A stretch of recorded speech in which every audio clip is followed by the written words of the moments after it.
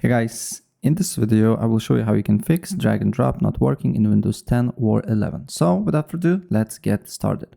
First of all, you just need to write registry editor and then run as admin. All right, and here you need to look for a path. So the first one is you just need to go to computer, a HKey local machine, then you need to go to software, then you need to go to Microsoft. Then you need to go to Windows. We need to go to, as you can see here, on the bottom should be Windows. Windows, then current version, and then on current version you need to go to policies. Policies here.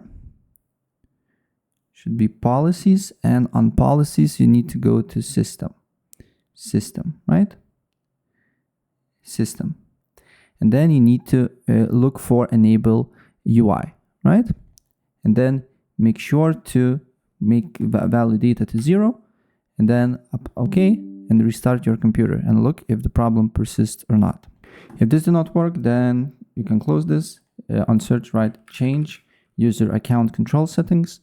And here, make sure to make it to maximum or to this line, apply, OK, look if the problem persists.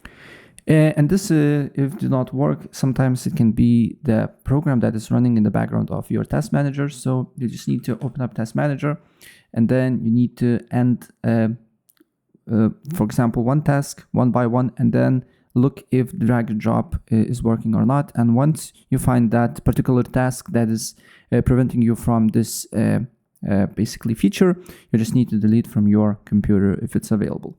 Right, so yeah, that's basically it. And if I helped you out, please press like button and subscribe for more. Take care. Bye.